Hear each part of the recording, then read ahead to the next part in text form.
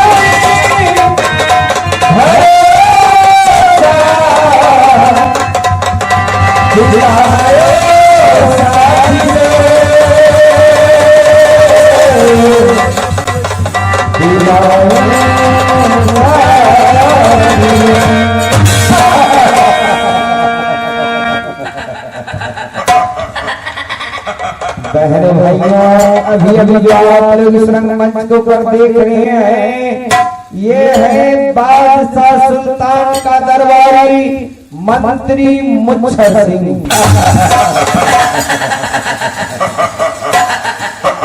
मंत्री मुच्छर सिंह का रोल अदा करने के लिए जा रहे हैं इस पार्टी का कॉमेडियन मास्टर राम नारायण दास जी यानी कि राम नारायण पासवान जी आगे पद बदलिएगा।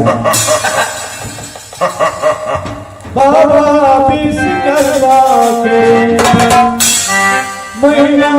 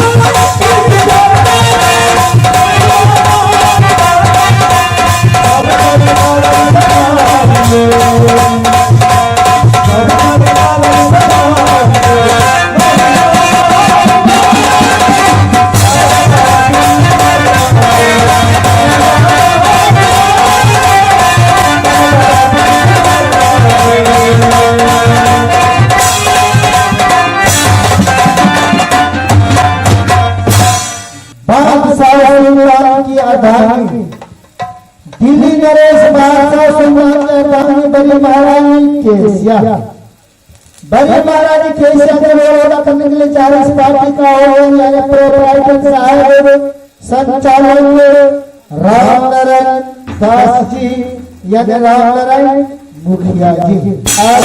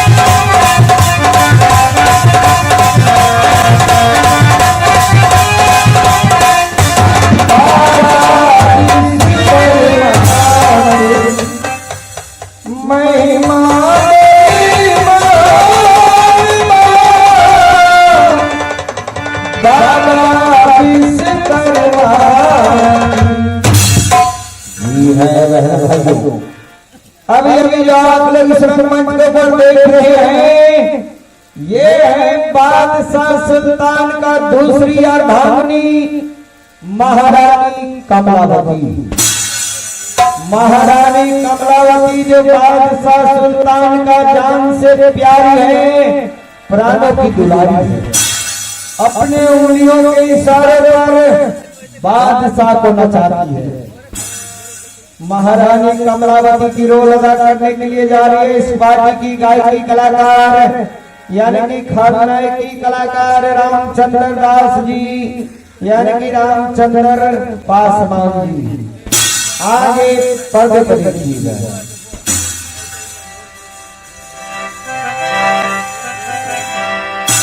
जिंदगी है मगर पराई है,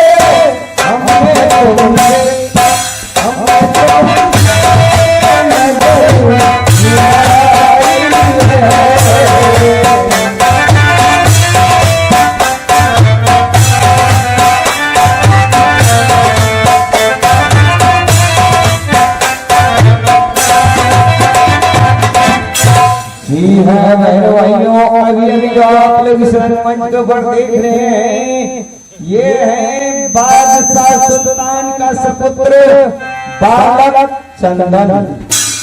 बालक चंदन का रोल अदा करने के लिए जा रहे हैं इस पार्टी का नायक कलाकार राजदेव दास जी, यानी कि राजदेव कामित जी। आगे पर्दे पर देखिएगा। अच्छे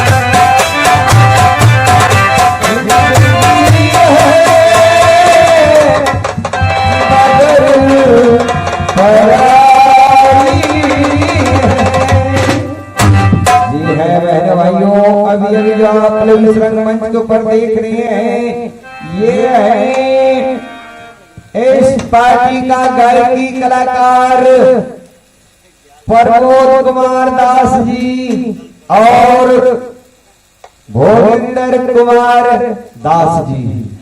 आगे पर्दे पर देखिएगा। लग फूल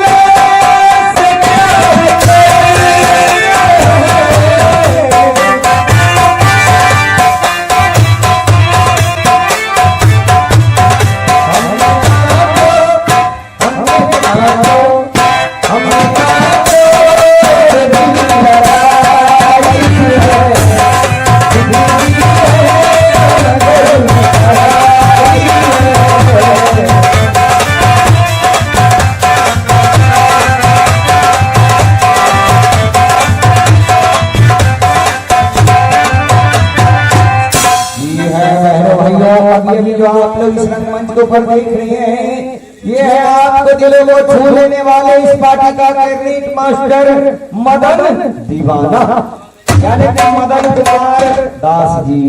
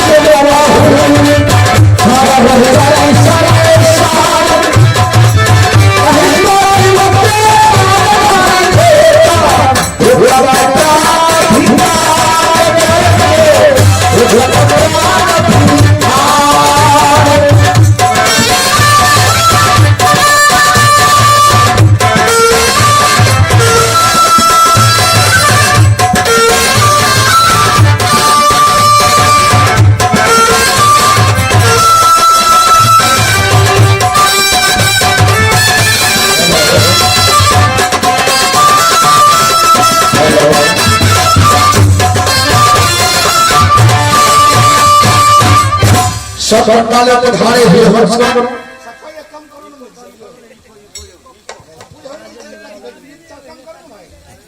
हेलो चेक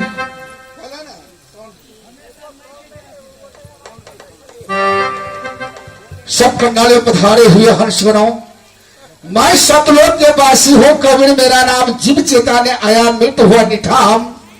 ऐसी तो मैंने चारों युगों में जीवों को चेताने के लिए मैंने इस तरह में प्रकट हुआ था। सतयुग में सतसुख नचित नाम तेरा, त्रेता में मुनिंद्र नाम मेरा, द्वापर में करुणा में काल आया, कलयुग में कबीर नाम धराया।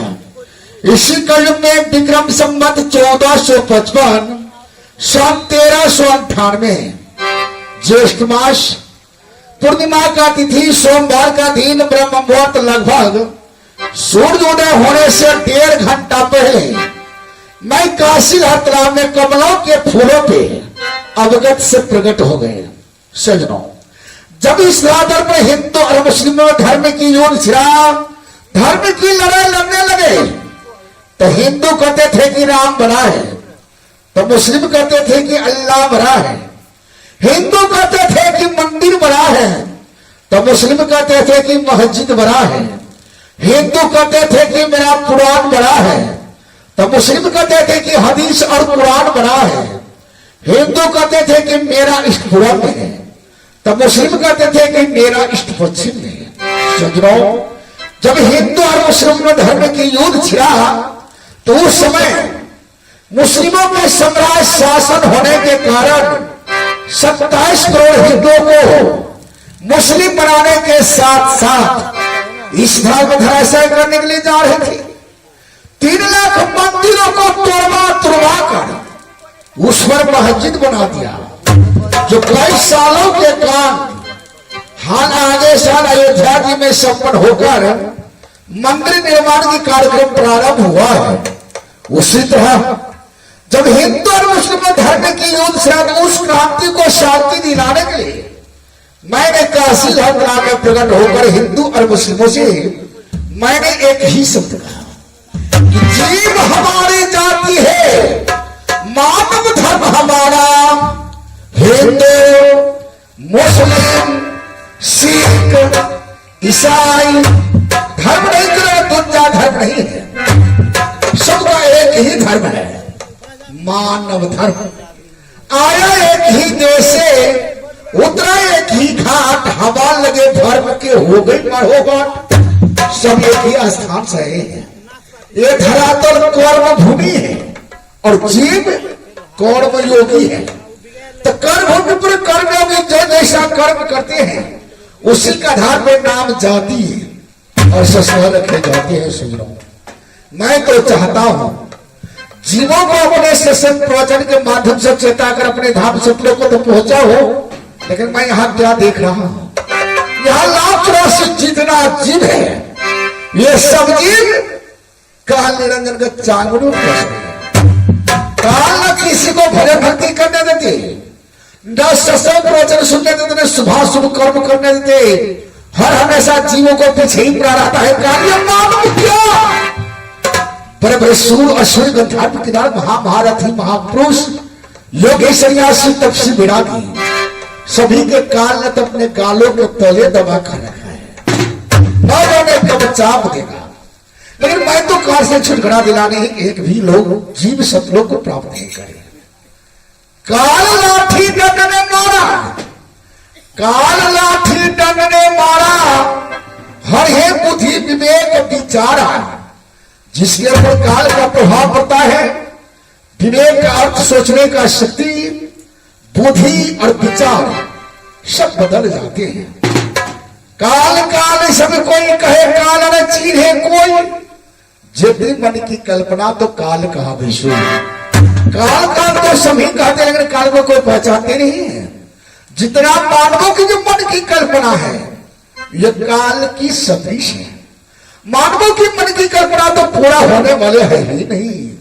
एक हुआ तो 10 होगा, 10 हुआ तो 100 की इच्छा है। ऐसे बढ़ते बढ़ते मनुष्य राजाओं के पद पर पहुंचते हैं, आयु नाश हो जाते हैं, प्रचाहना तृष्णा का नाश नहीं होता, वही है काल।